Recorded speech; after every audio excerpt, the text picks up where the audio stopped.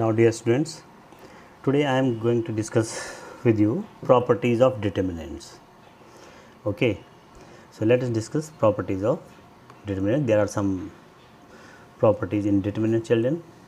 So in the incoming exercise, so you will be solving determinant by using properties only. Okay, so property number 1 says, if each element in a row or column of a determinant is 0, then the value of the determinant becomes 0.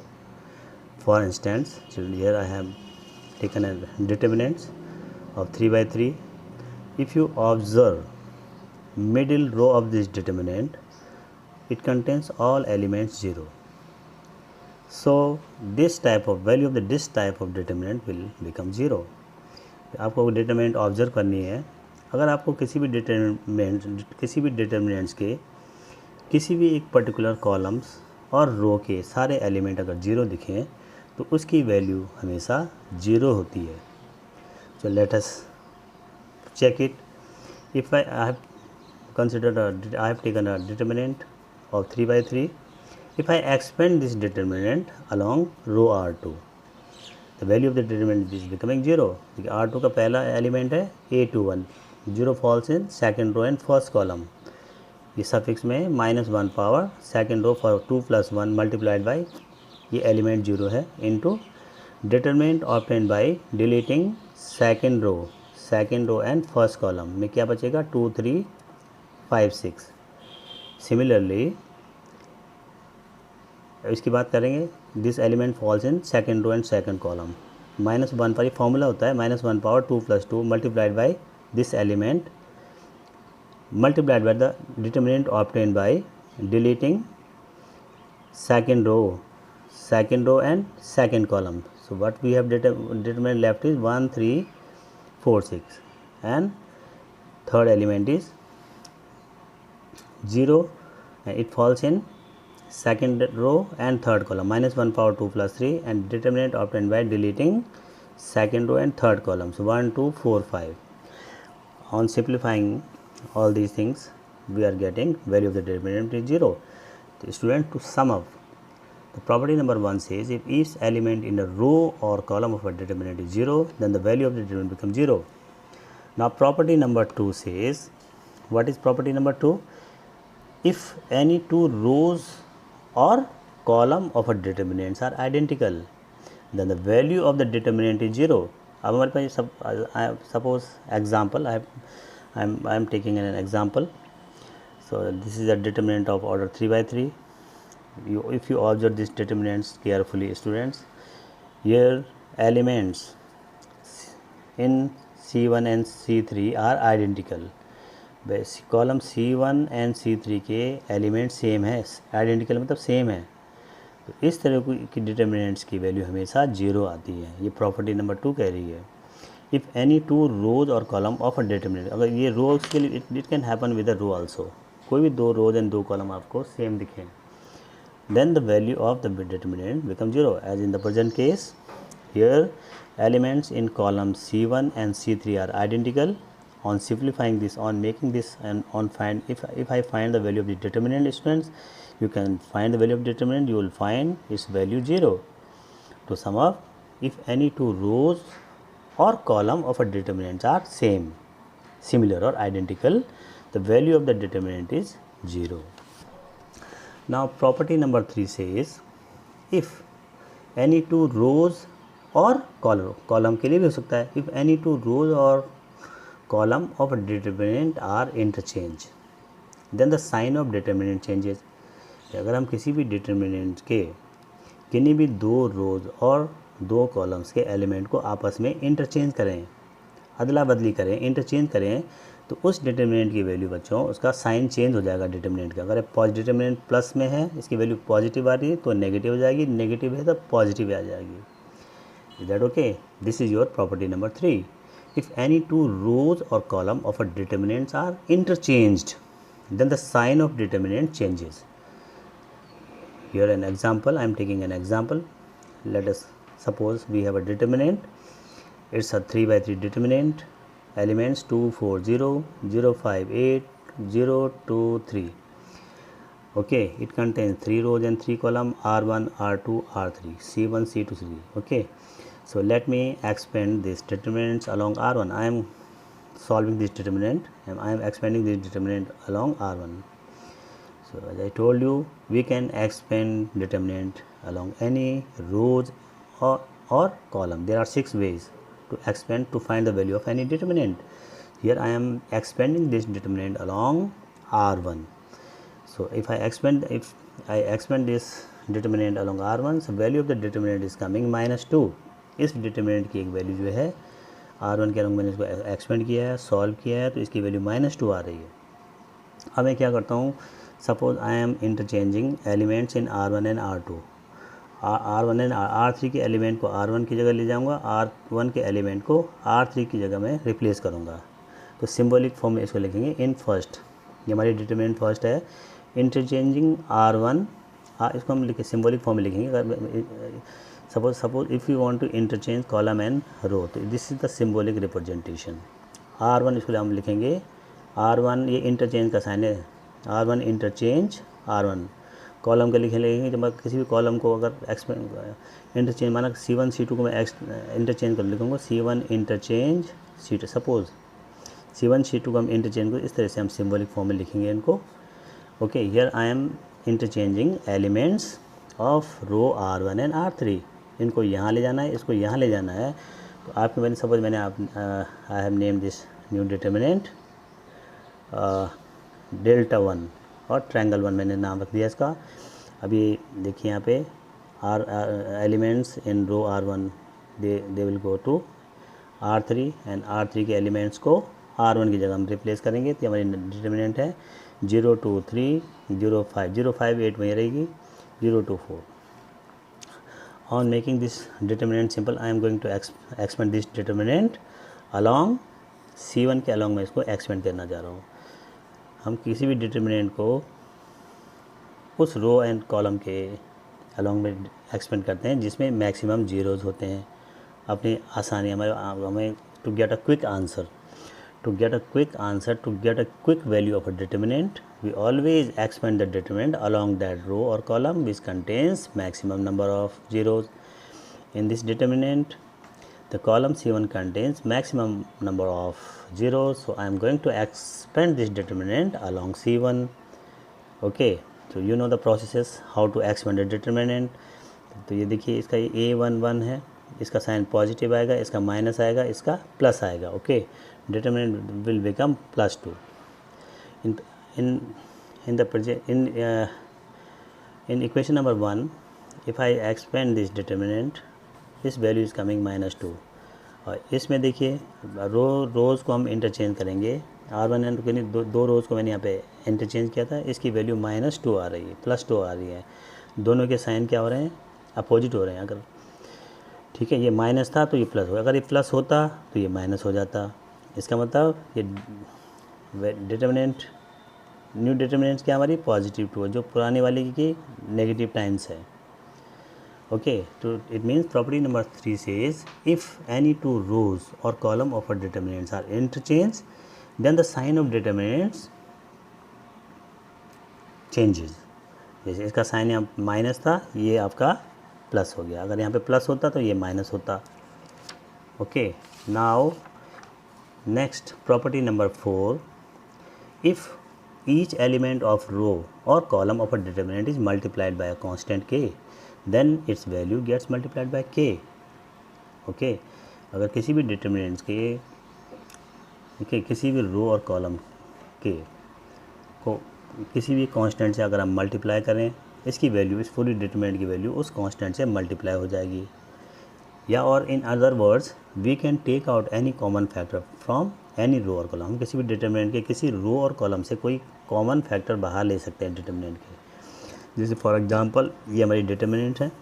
You can if you observe elements in row 1, so each this is the constant number 2 2 2.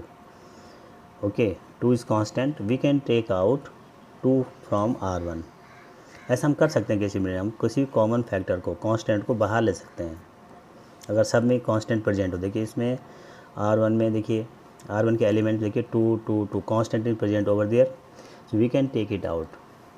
Okay, it means we can take out any common factor from any row और column. ये column के लिए भी है. I let me give you one more example, students. Let me take a determinant. It's containing elements 6, 8, 10, 12, 9, 15, 1, 0, 4. If you observe elements in column C1 and C2, elements in column C1, elements are in column C2. In column C1, what is common? 3 is common. And what is common factor in column number C2? Common factor is 3. तो इसको इस तरह से लिखूँगा 3 × 2, 3 × 2 ये लिख दिया मैंने. कांस्टेंट यहाँ पे क्या है? In column number 1 here constant is 2. And what is constant here? Column number 2, 3. So we can take them out one by one. We can taking 2 as a common factor from column number C1 and 3 from column number 3. तो ये बाहर निकल जाएंगे ये. तो इसके अलावा determinant will be left 3, 4, 5, 4, 3, 5, 1, 0, 4. तो हमने इसमें फर्स्ट कॉलम से 2 को बाहर कॉमन लिया एंड सेकंड कॉलम से हमने 3 को बाहर लिया. अगर यहाँ पे C भी कॉमन होता है इसमें भी, तो हम उसको भी बाहर ले लेते हैं. इस तरह से हो जाएगा. Determinant will be multiplied by these 2 constants. 2 × 3 multiplied by the determinant left. Is that okay? This is your property number 4. It means if each element of a row or column is multiplied by a constant, as in the present case multiplied by 2, multiplied by 3, then the value of its value gets multiplied by constant, like here. Or in other words, we can take out any common factor from any row or column of a determinant. This is your property number 4. Understood, students? Now property number 5. Property number 5 says, okay, if some or all elements of a row or column of a determinant are expressed as the sum of 2 or more terms, okay, then the determinant can be expressed as the sum of 2 or more determinants.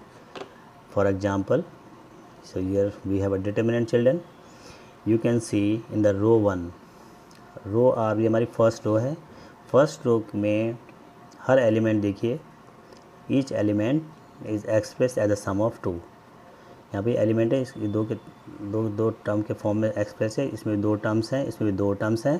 तो इस property ये कह रही है कि ये हमारी जो डिटर्मिनेंट है, it can be express as a sum of 2. अगर जितनी टर्म्स हैं 2 में हम इसको डिकम्पोज कर लेंगे, तो फर्स्ट डिटर्मिनेंट आ जाएगी APS. इसको शून्य लिखेंगे, APS, देन BQT, CRU.